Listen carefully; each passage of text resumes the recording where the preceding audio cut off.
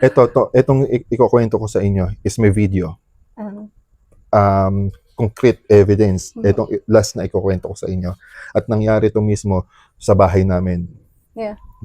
Manifestation na yun. Doon sa laser grid na yun, kitang-kita, hugis mismo ng tao, may balikat, ulo. Yeah. Tapos from left, nagpunta pa siya Pag sa ganun right. yun-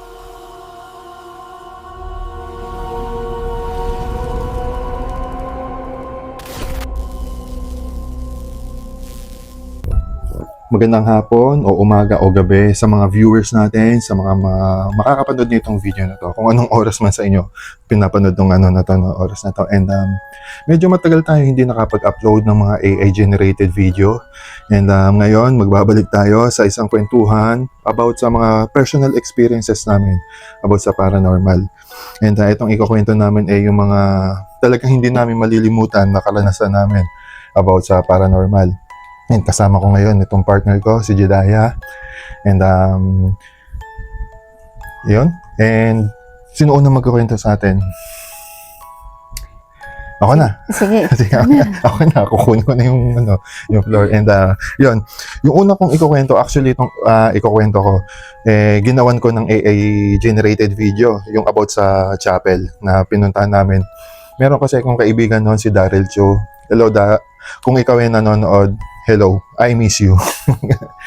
Yung tawag ko doon sa kaibigan ko na yun, si Jamal. And doon sa Katleya kasi, doon sa bandang Masinag yun, meron doon isang chapel na talagang kwento-kwento na talagang haunted yung chapel na yun. And sinubukan namin puntahan yung chapel na yun dahil medyo Curious. Curious, tsaka yung adventurous kami nung time na yun. Parang edad ko noon ay mga 20 pa lang o 19. Bata pa. And yung na yun, yung time na yun, yun na yung pinaka natatandaan kong pinaka natakot ako at hindi ko napasok yung lugar na yun. Kasi ang nangyari nun, habang papalapit kami dun sa chapel na yun, kita ko na agad yung mga may mga pusa dun sa sa vicinities dun sa loob ng na yun, ng chapel na yun. Yung mga pusa na yun, habang papalapit kami, nakatingin na sa amin agad yun eh.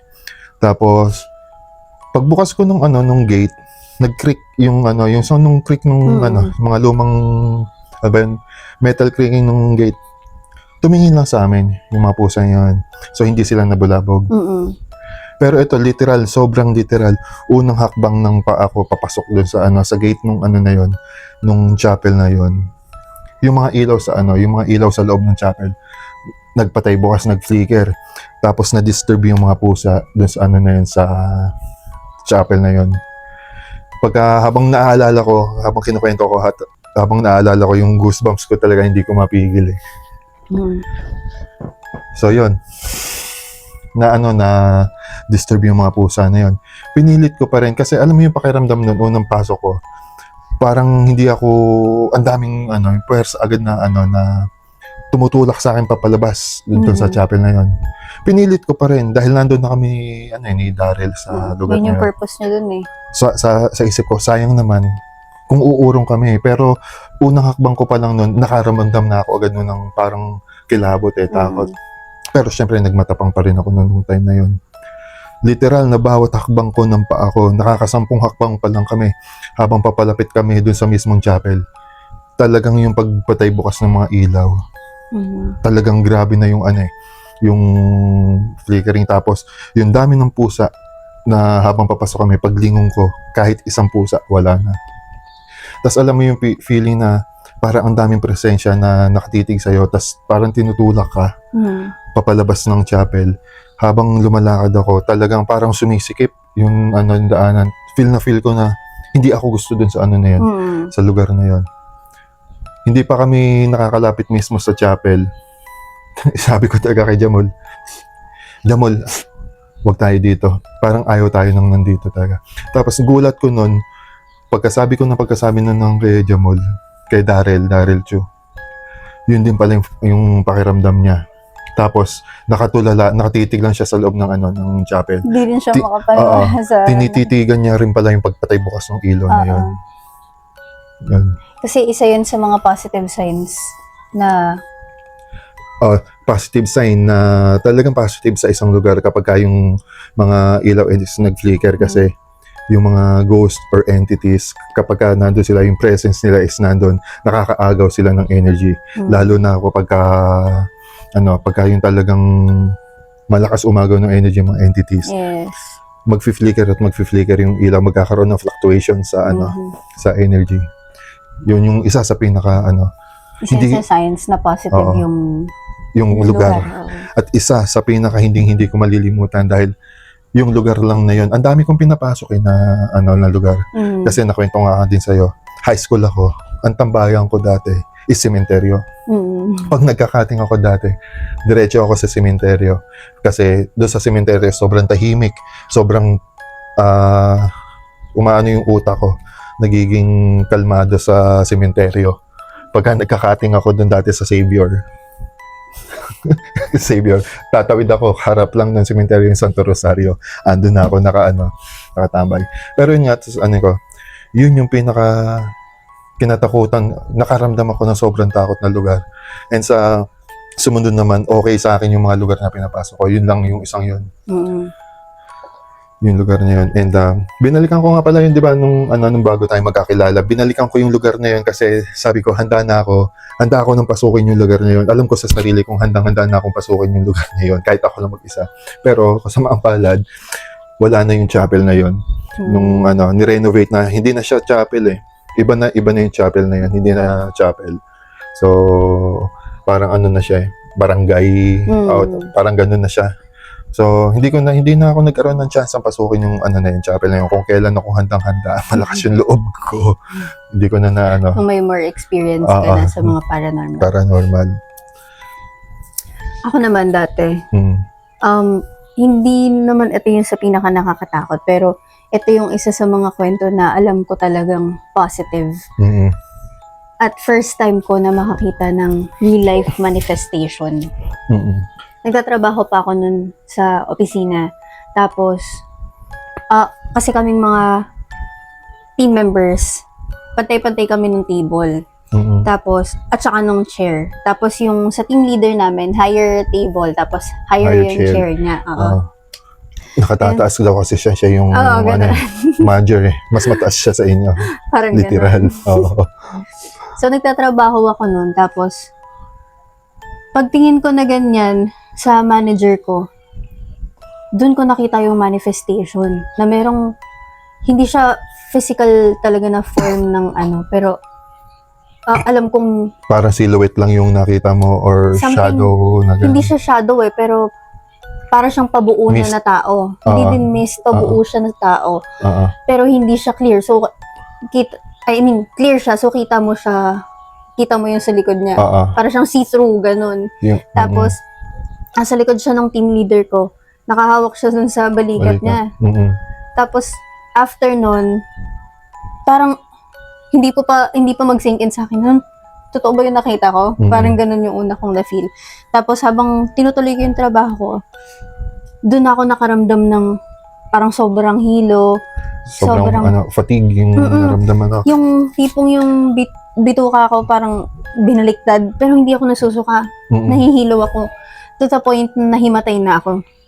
Doon sa mismong inuupuan ko. Dinala nila ako sa clinic nang nakaupo ako sa mismong sa upuan mo.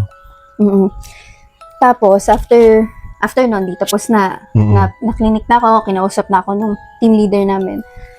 Kinausap ko siya nun at shinare ko sa kanya yung nakita ko. Sabi ko sa kanya, may nakita ako na nasa likod Apparition, niya. Nakahawak sa balikat niya. Alam mo, sabi niya sa akin, huwag ka magsalita ng ganyan, kakamatay lang ng kuya ko. So, may possibility na yung nakita mo, yun yung kuya niya nakakamatay lang. Pwede yung ganun kasi tawag dito, kapag yung talagang isang entity o ghost, kapag sobrang attached nila sa isang tao, kahit wala na sila, kahit patay, o kahit wala na sila, kahit yumao na sila, talagang hindi pa rin nila maiaalis na kahit spirit sila, babantayan nila yung mga taong mahal nila.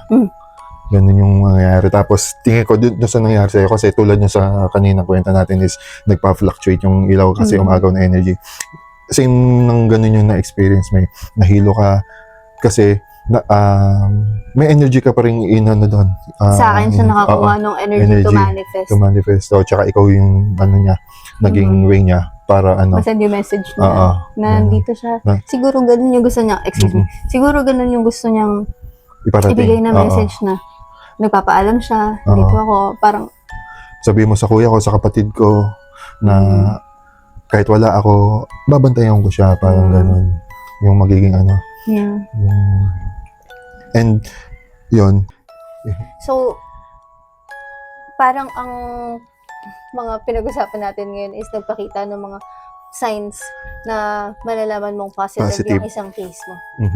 Sa susunod na pag-uusap natin, pwede nating pag-usapan yung mga cases na akala nila ay positive yung lugar nila, pero yun. Yung akala nila, positive yung lugar nila, pero kaya namang din ipaliwanag or i-debunk ng science. And next na pag-uusapan natin is yung ito pa pala. Ito. Isisingit ko na lang. Itong ikukwento ko sa inyo is may video.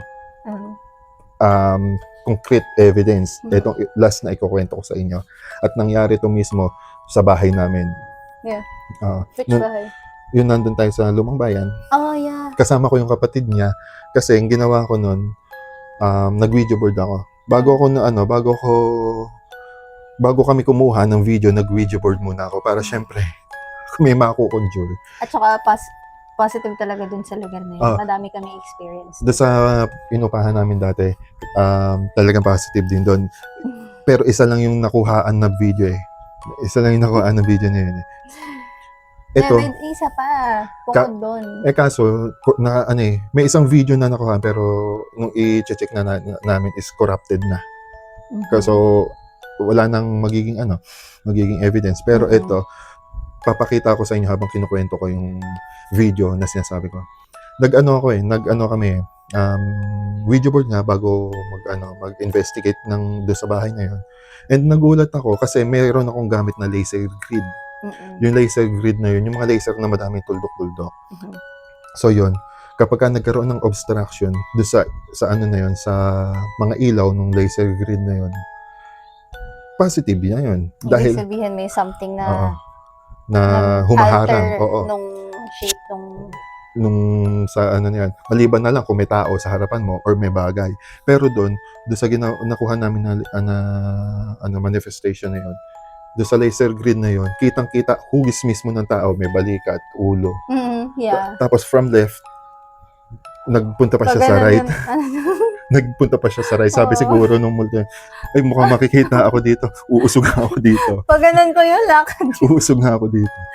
Papakita ko sa inyo yung video na yon. And eto, panoodin nyo na.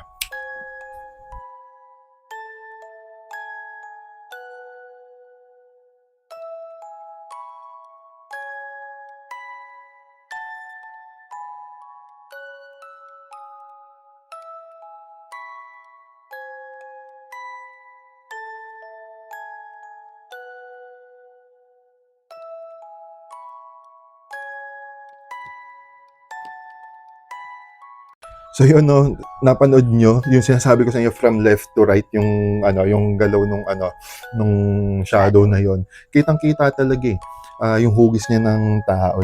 Pero kung makikita nyo din sa video, wala naman taong nakatayo doon. Yes. At saka dun sa mismong kuha ng shot, makikita mo talaga kung may taong dadaan para ma-alter yung shapes nung ano yung tawag laser grid. Ng laser grid.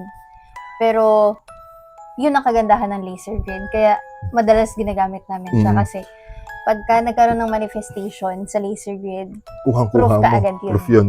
So, solidong ebidensya yun. Yes. Kapag nagkaroon ng manifestation sa laser grid mismo.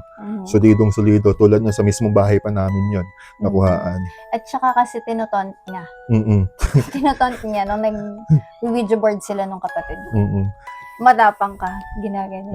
Matapang ka, magpakita ka, nagpakita. Ang kaso, nung nagpakita nun, kasi hawak-hawak ko yung camera nun. Nung nagpakita, hindi ko rin naman napansin pa nun, doon sa camera mismo. During that time. Nung ini-edit ko na, pinapanood, doon ko na lang napansin yun. So yun yung mga kwento namin for today's video. And sa mga nanonood at umabot hanggang sa huli dito sa video natin na to is maraming salamat sa inyo and keep supporting us sa mga susunod pa naming video and God bless and bye-bye. Made a worse story.